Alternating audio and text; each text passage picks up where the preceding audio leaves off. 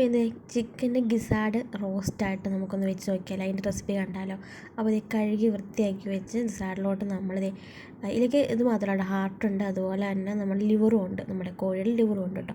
എല്ലാം കൂടി മിക്സ് ചെയ്തിട്ടാട്ടോ. അപ്പോൾ അതിലേക്ക് നമ്മുടെ ആവശ്യത്തിന് കുറച്ച് മഞ്ഞൾപ്പൊടിയും ഉപ്പും കുരുമുളകും അതുപോലെ തന്നെ ആവശ്യത്തിന് മുളക് പൊടിയൊക്കെ ഇട്ടിട്ട് നമ്മൾ നന്നായിട്ട് പുരട്ടിയിട്ടൊന്ന് വേവിക്കാൻ വെക്കാം കേട്ടോ. കുക്കറിൽ വേവിക്കാൻ വെക്കാം. നിങ്ങളുടെ നാട്ടിൽ ഇതിന് എന്താ പേര് പറയാമെന്നുള്ളതിനും കമൻറ്റ് ചെയ്യുക. അത് പലയിടത്തും പല പേര് പറയും. ഇവിടെ ഇതിന് ചങ്കും മാങ്ങ അങ്ങനെയൊക്കെ പറയും. പിന്നെ ലിവർ എന്ന് തന്നെ പറയും.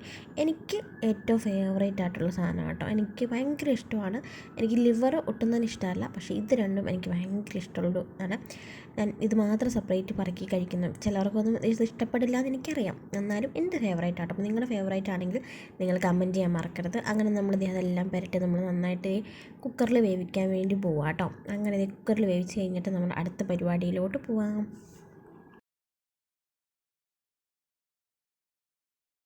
അങ്ങനെ നമ്മളിത് അടുത്തൊരു പാത്രം വെച്ചിട്ട് അതിലേക്ക് നമ്മൾ കുറച്ച് വെളിച്ചെണ്ണ ഇട്ടിട്ട് നമ്മുടെ സവോളയും അതുപോലെ തന്നെ ഇഞ്ചിയും വെളുത്തുള്ളിയും കൂടി ചതച്ചത് നന്നായിട്ട് മൂപ്പിച്ചെടുക്കുക. ഇതൊന്ന് മൂത്ത് വരുമ്പോഴത്തേനും നമ്മൾ അതിലേക്ക് 2-3 പച്ചമുളകും കൂടി കീറിയിടാം കേട്ടോ. നമ്മൾ ഇതിനകത്തേക്ക് എല്ലാ പൊടി ഇടുന്നത്, പൊടി സെപ്പറേറ്റ് ആണ് കേട്ടോ നമ്മൾ മൂപ്പിച്ചെടുക്കണേ. അങ്ങനെ ഇതേ പച്ചമുളകും കൂടി ഇട്ടിട്ട് നന്നായിട്ട് മൂപ്പിച്ചെടുത്തിട്ട് ഇത് നമ്മൾ മൂത്ത് കഴിയുമ്പോൾ ഇത് മാറ്റി വയ്ക്കും. എന്നിട്ട് ഈ സെയിം പാത്രത്തിലോട്ട് തന്നെ നമ്മൾ കുറച്ച് വെളിച്ചെണ്ണയും കൂടി ആഡ് ചെയ്ത് കേട്ടോ. എന്നിട്ട് നമ്മളിത് കടുകിട്ട് പൊട്ടിച്ചു. പിന്നെ നമുക്കിനി ആവശ്യത്തിന് മസാല വേണമല്ലോ. മസാല നമ്മൾ ഇതിനകത്തായിട്ട് മൂപ്പിച്ചെടുക്കുന്നത്, സെപ്പറേറ്റാണ് മൂപ്പിച്ചെടുക്കുന്നത്.